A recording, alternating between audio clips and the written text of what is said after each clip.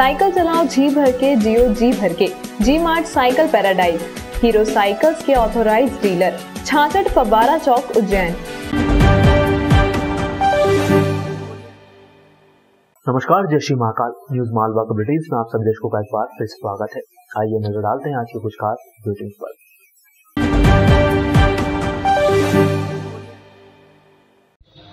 शहर के वकीलों की प्रतिष्ठित संस्था बार एसोसिएशन के चुनाव में सोमवार को मतदान के बाद मंगलवार दोपहर से मतों की गणना की प्रक्रिया पूरी की गई। बार एसोसिएशन के चुनाव में 1108 से ज़्यादा सदस्यों ने मतदान के जरिए नए अध्यक्ष, 5 पदाधिकारी और 11 कार्यकारिणी सदस्यों के चयन के लिए मतदान किया था। सोमवार शाम ही मतों की गणना होनी थी, लेकिन बिजली गुल हो जाने और तेज़ बारिश की वजह से मतगणना को टालकर मंगलवार दोपहर 1:30 बजे से गणना शुरू की गई। मंगलवार शाम को अध्यक्ष के रूप में रविंद्र त्रिवेदी, उपाध्यक्ष के रूप में नितिन प्रसाद जोशी, कोषाध्यक्ष के रूप में अमित उपाध्याय, सचिव के रूप में प्रकाश चौबे, सहसचिव पुस्तकालय प्रभारी के रूप में हेमंत वाडिया और सहसचिव अधिवक्ता कल्याण के रूप में मुकेश अग्रवाल को निर्वाचित घोषित किया गया। गौरतलब है कि बार एसोसिएशन के चुनाव मार्च महीने में कोरोना की दूसरी लहर से पहले घोषित किए गए थे, लेकिन लॉकडाउन लग जाने की वजह से चुनाव प्रक्रिया को बीच में ही रोकना पड़ा था। जहां प्रक्रिया रुकी थी, वहीं से इसे दोबारा शुरू किया गया था। बार एसोसिएशन के चुनाव में अध्यक्ष पद के लिए वर्तमान अध्यक्ष अशोक यादव, पूर्व अध्यक्ष रविंद्र त्रिवेदी और अनिल माथुर मैदान में थे। इसके अलावा 11 कार्यकारिणी सदस्य पदों के लिए 14 अन्य उम्मीदवारों ने भी चुनाव मैदान में ताल ठोंकी थी। रविंद्र त्रिवेदी 44 मतों से विजय घोषित किए गए हैं।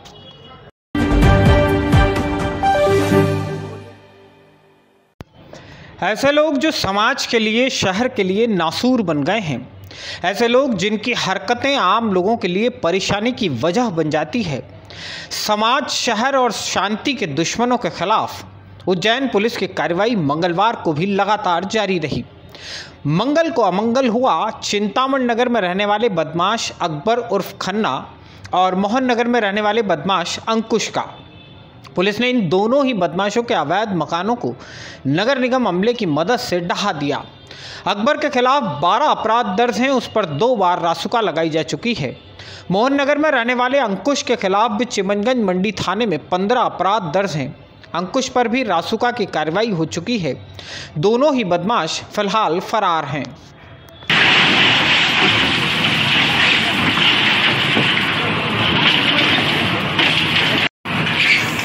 इसी को आगे बढ़ाते हुए आज थाना चिमनगंज क्षेत्र के 2 हिस्ट्री शीटर बदमाशों के घर पर कार्रवाई की गई है।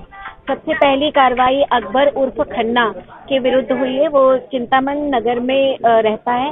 उसके विरुद्ध 1 दर्जन से ऊपर अपराध पंजीबद्ध है, जिसमें 2 बार उस पर रासुका लगाई जा चुकी है। इसके अलावा बलवा, मालपीट और अवैध शस्त्र रखना जैसे गंभीर अपराधों में उसके ऊपर अपराध पंजीबद्ध किए गए।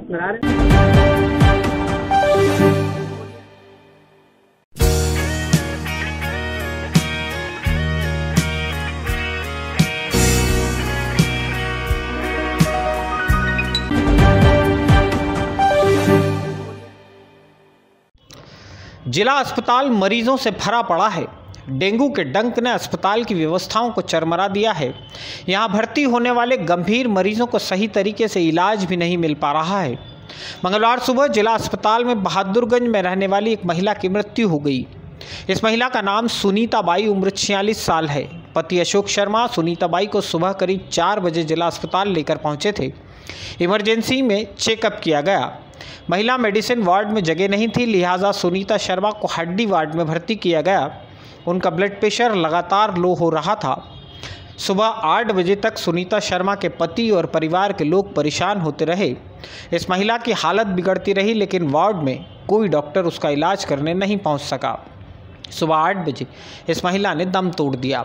महिला की मौत के बाद उसके परिजनों ने इमरजेंसी के बाहर हंगामा किया, लेकिन इनकी बात भी किसी ने नहीं सुनी। अस्पताल का कोई जिम्मेदार इनसे बात तक करने नहीं पहुंचा। मेरी सासू माँ जी को लेकर आया था हॉस्पिटल में 3:45 बजे, पर उनको एक भी इंजेक्शन नहीं दिया है अभी तक। और अब जाके शांत होगा जब जाके इंजेक्शन ला रहे हैं, वो जाने क्या क्या कर रहे हैं। डॉक्टरों ने बोल रहे हैं हमारी जिम्मेदारी नहीं है, और कोई सब डॉक्टर सो रहे थे वहाँ पे नीचे। और हम बार बार बोल रहे हैं क्या हम 15 मिनट वापस आएंगे कि तुम्हारे पास।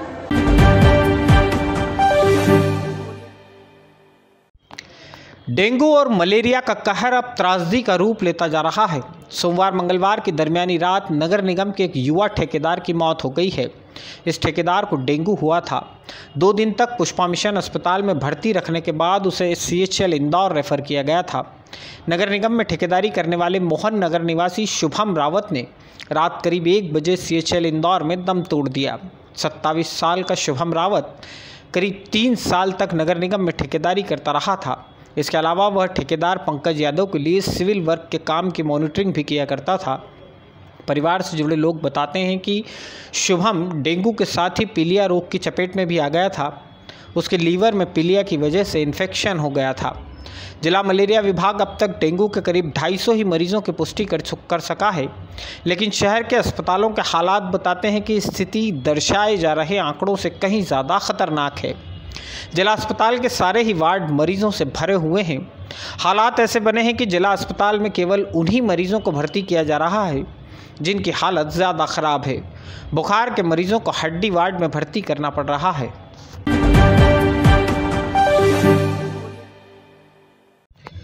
डेंगू और वायरल फीवर के बढ़ते मरीजों के चलते चरक अस्पताल में मंगलवार से बच्चों के लिए नया वार्ड शुरू किया गया है। सोमवार को ही कलेक्टर आशीष सिंह ने चरक अस्पताल और माधवनगर अस्पताल का निरीक्षण किया था। इस दौरान मातृ शिशु चिकित्सालय चरक भवन में बच्चों के लिए 45 बेड का नया वार्ड शुरू करने के आदेश दिए गए थे। माधवनगर अस्पताल में भी ठीक इसी तरह की व्यवस्था की जा रही है।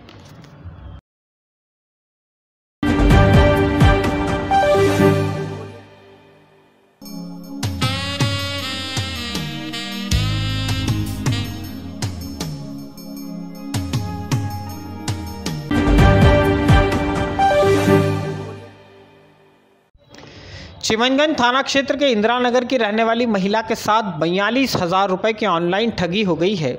अगस्त महीने में इस महिला को फर्जी कस्टमर केयर अधिकारी के नाम से एक फ़ोन कॉल आया। कॉल करने वाले ने महिला से ATM कार्ड का नंबर पूछकर उसका OTP ले लिया।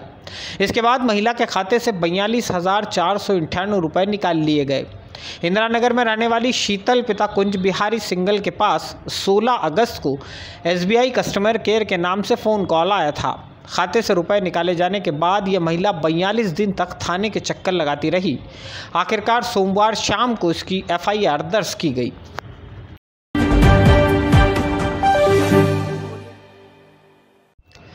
मुख्यमंत्री शिवराज सिंह चौहान 30 सितंबर को उज्जैन आएंगे। मुख्यमंत्री तारामंडल परिसर में बनने वाले क्षेत्रीय विज्ञान केंद्र का भूमि पूजन करेंगे।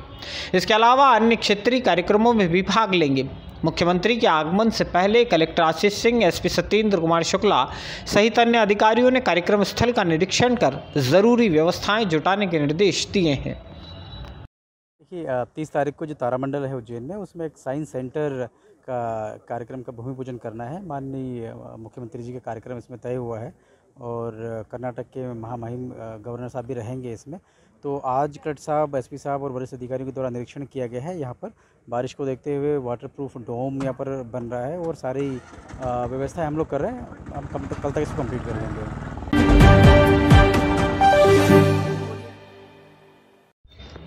गंभीर बांध सितंबर महीने के आखिरी पखवाड़े तक शहर के लिए सबसे बड़ी चिंता की वजह बना हुआ था। अब हालात बिल्कुल ही उलट हो गए हैं। 24 सितंबर के सुबह 6 बजे से 27 सितंबर की शाम 4 बजे के बीच 4 दिन में गंभीर बांध के गेट महज 6 घंटे ही बंद रहे। बांध से अब तक 1200 MCFT से ज़्यादा पानी बहाया जा चुका है।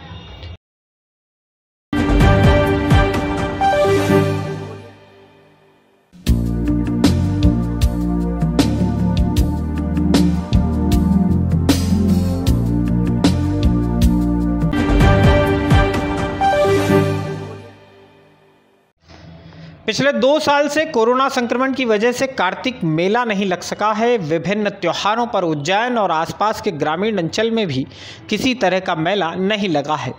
इस स्थिति में अब झूले चक्री का व्यवसाय करने वालों की आर्थिक हालत बेहद ख़राब हो चली है। पड़े पड़े झूले चक्री ख़राब होने लगे हैं, आय बिल्कुल बंद पड़ी है। कई पर तो लाखों रुपए का कर्ज हो गया है। मंगलवार को झूले चक्री के व्यवसाय से जुड़े कुछ लोग कलेक्टर के कार्यालय पहुंचे और यहां कलेक्टर के नाम ज्ञापन सौंपकर इस साल कार्तिक मेला लगाने की मांग की। हमें सब कुछ झूले वाले हैं, कार्तिक मेले में झूले वाले लगाते हैं, सर हम एक साल से बहुत परेशान हुए हैं। 2 साल से बहुत परेशान हो चुके हैं। हमारे माल भी जो झूले का माल है पूरा जंगल में पड़ा हुआ, हर जिला में पड़ा हुआ है। और हम चाहते कि सर कलेक्टर साहब हमारी जन से सुनवाई करें और यहाँ पे हमारी परमिशन देने की वो करें, कार्तिक मेला चालू करवाने का करें। सब बहुत ही परेशान है हम लोग। कितने व्यापारी है साहब? तो सर हम कम से कम 500 से 500,000 के आदमी लगभग है हम लोग, पूरे मेले वाले। हमारे को 2 साल से काफी परेशानी आ रही है। 2 साल से हमारे माल ऐसे बिगड़ रहा है, अटाले टाइप में हो रहा है और काफी नुकसान हो रहा है। इसके लिए हम चाहते हैं, सरकार ने अभी तक हमारी कोई सुनवाई नहीं की है, ना ही हमको कोई सहायता मिली है। इसलिए हम चाहते हैं मुख्यमंत्री जी से और भी सभी लोगों से कि हम लोगों की तरफ ध्यान दें, हमारे व्यवसाय चलाएं और हमारे को मेले की इजाजत दे। कार्तिक मेले से शुरू कर दें। उसके पहले से हमारा अनुरोध है कि हम हाथ जोड़ के विनम्र निवेदन करते हैं। हमारे आज बच्चे भूखे मर रहे हैं, आज हम कर्जदार हो गए हैं, इसके कारण काफी परेशान है।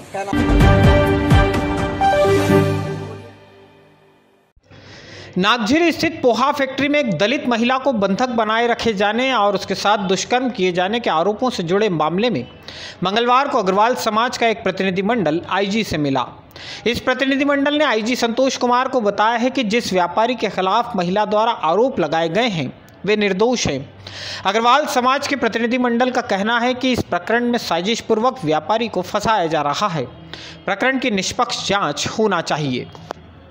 और उसमें मांग की गई है कि ये जो घटनाक्रम हुआ है, रेप के आरोप लगे हैं, छेड़छाड़ के आरोप लगे हैं, ये सब मिथ्या आरोप हैं, इसकी जांच होना चाहिए। इस कड़ी के अंदर जिन लोगों की भूमिका है उनसे पूछताछ होना चाहिए। वो कैसे बंधक बनी, कैसे फैक्ट्री में चली गई, कैसे रेप का आरोप लगा दिया, ये कुछ हुआ ही नहीं है। कपोल कल्पित सारे आरोप प्रत्यारोप लगाए जा रहे हैं। सारे मामले को लेकर आज माननीय आईजी साहब से हम लोगों ने भेंट की है। आज के बुलेटिन में फिलहाल इतना ही। अगले अंक में फिर होगी मुलाकात नए बुलेटिन के साथ। तब तक के लिए जय श्री महाकाल।